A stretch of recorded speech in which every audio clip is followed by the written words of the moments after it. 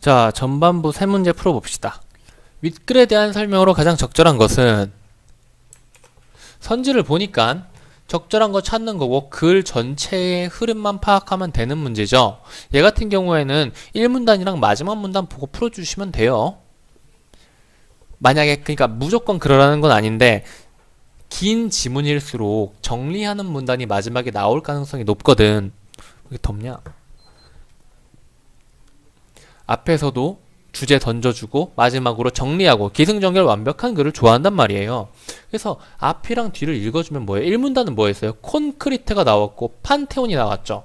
그리고 마지막 문단 뭐가 나왔어요? 건축 재료에 대한 기술적 뭐라고 해야 되지? 키워드를 잘 잡아주시면 돼요. 이처럼 건축 재료에 대한 기술적인 탐구는 언제나 새로운 건축 미학의 원동력이 되어왔다. 필요한 건 뭐예요? 건축 재료인 거예요. 그리고 건축 미학인 거예요. 그리고 특히 근대 이후에는 급격한 기술 발전인 거예요. 그래가지고 혁신이 이루어진 거예요. 그리고 유기적인 관계는 앞으로도 지속될 것이다니까 얘는 지문에서 다룬 내용이 아니겠죠. 그러니까 얘는 굳이 필요가 없는 애. 건축 재료, 건축 미학, 그리고 발전, 혁신. 그리고 우리가 살짝 확인해준 바에 의하면 콘크리트 판테온, 철근 콘크리트 사부화 주택, 프리스트레스트 콘크리트, 킴벨 미술관 이렇게가 있죠.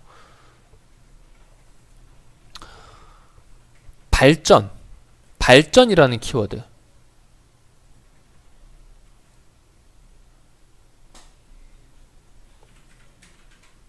끝.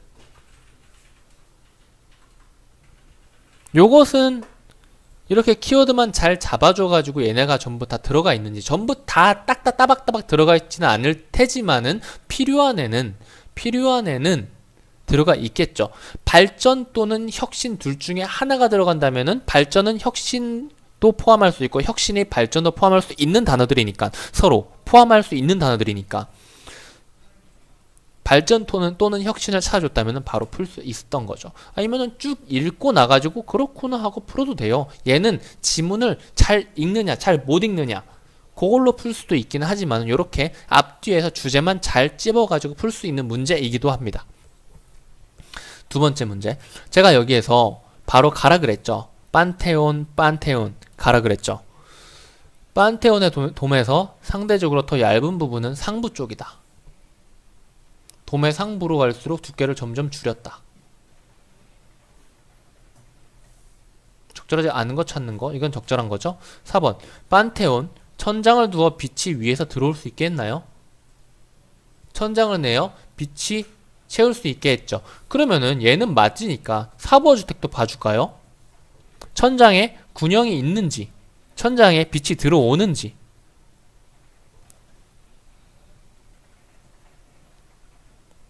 목욕실, 지붕. 천창이네요. 천창.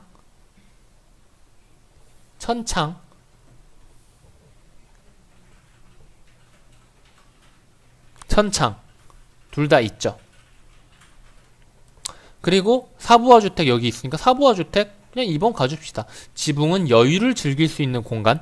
지붕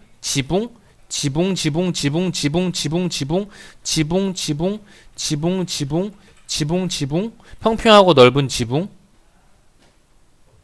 정원, 산책, 여유를 즐길 수 있는 공간으로 활용됐죠. 킴벨 미술관 찾아주시면 됩니다. 철근 콘크리트의 인장 강도를 높이는 방법,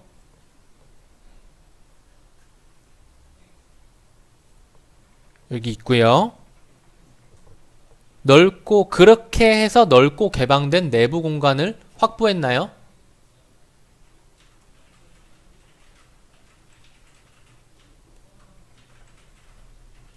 개방감을 주기 위하여 기둥 사이를 30m 이상 벌린 넓은 내부 공간을 하나의 층으로 만들었고 이 넓은 간격은 프리스트레스트 콘크리트 구조를 활용하기에 구현할 수 있었고 일반적인 철근 콘크리트는 구현하기 어려웠다.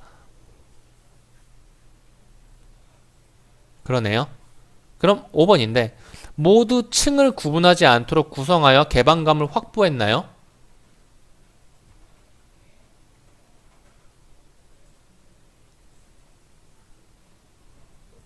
킴벨 미술관은 층을 구분하지 않고 하나의 층으로 만들어서 개방감을 확보했지만 철근 콘크리트는 구현하기 어려웠대요. 그게 바로 사부화 주택이 철근 콘크리트를 쓴 거잖아요. 그쵸? 그리고 2층, 1층 나눠놨죠?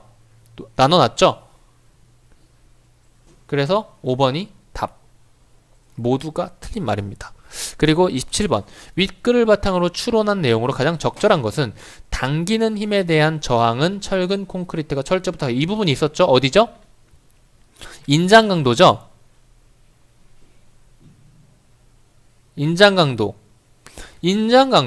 철제가 콘크리트보다 월등히 높아 가지고 인장 강도를 보완하기 위해서 철근 콘크리트가 발전을 한 거예요. 그러면은 당연히 콘크리트랑 철근이랑 섞어 놓은 애가 인장 강도가 더 셀까요? 아니면은 애초에 인장 강도를 높이기 위한 그 원재료인 철제가 인장 강도가 더 셀까요? 상식적으로 생각했을 때 철근이 더 강할 거예요. 철근이 더 강할 건데 여기에서는 철근과 철제 중에서 누가 인장 강도가 더 크다는 이야기는 안 했어요. 모른다가 맞는 말입니다. 뭔 말인지 알겠죠? 그러니까 상식적이고 합리적으로 콘크리트가 인장 강도가 엄청 약해. 그리고 철근이 엄청 강해. 그래가지고 이 둘을 섞어줬으니까 이 중간쯤이 되겠죠. 상식적으로는 그렇게 되겠죠. 그렇기 때문에 어찌 됐건 간에 철제가 더 크다라는 말이 그렇게 생각을 해줬어도 철근 콘크리트가 철제보다 크다라는 말은 틀린 말이에요. 그쵸? 그런데 좀만 더 깊게 생각을 해보자면은 지문에 그런 내용은 안 나와 있어. 이상한 돌연변이가 철근 콘크리트가 이상한 돌연변이일 수 있다는 거예요. 철근보다 오히려 더 세질 수 있다는 거죠. 근데 그거는 잘 모르죠. 여기 안 나와 있으니까. 그래서 합리적으로 생각을 했을 때 철근이 더 크다라고 생각을 하는 게 합리적이고 그게 아니라 지문에 나와 있지 않기 때문에 알 수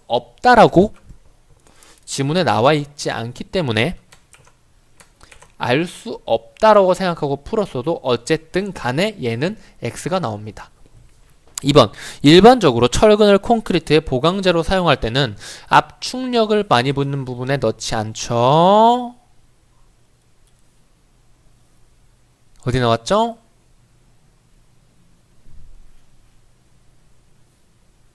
비싸니까 인장력 보완하는 거죠. 압축력 보완하기 위해서 철근을 콘크리트에 쓴 거는 아니에요. 인장력을 보완하기 위함입니다. 프레스트레스트 콘크리트가 너무 어려워. 프리스트레스트 콘크리트에서는 철근의 인장력으로 높은 강도를 얻게 되어 수화 반응이 일어나지 않는다. 수화 반응이 뭐죠? 굳어지는 애예요. 얘도 굳어졌죠. 굳는 것은 공평합니다. 상온에서는 모두가 공평하게 굳는 거예요. 수화 반응이 일어나지 않는다면 얘는 그냥 반죽일 뿐이죠. 콘크리트 굳은 놈이 아니라.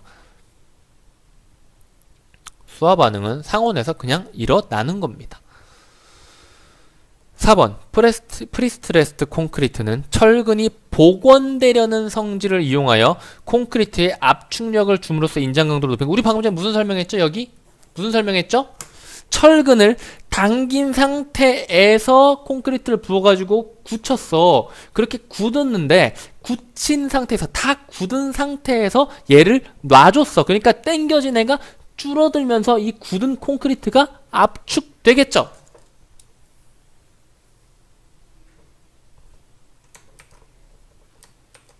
철근이 줄어드는데 왜 줄어들어? 원래 당겨놨으니까 당겨놓은 애가 원위치로 돌아갈래 하면서 돌아가는 거잖아요. 그러면서 압축력이 작용, 철근이 줄어들고 압축력이 작용, 철근이 다시 줄어들고 압축력이 작용함으로써 인장력에 대한 저항성을 높였다.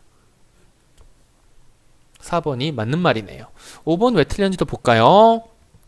콘크리트의 강도, 이건 콘크리트의 강도, 콘크리트의 강도라니까 콘크리트 찾아줘야죠. 콘크리트의 강도를 찾으시면 됩니다. 강도, 골재들 간의 접촉을 높여야 강도가 높아지기 때문에 서로 다른 크기의 골재를 배합하는 것이 효과적인데 균일한 크기의 자갈은 아닌 거죠. 이렇게 답 1번, 5번, 4번 이렇게 해서 나왔고, 나머지 두 문제도 풀어봅시다. 얘는 살짝 끊었다 갈게요.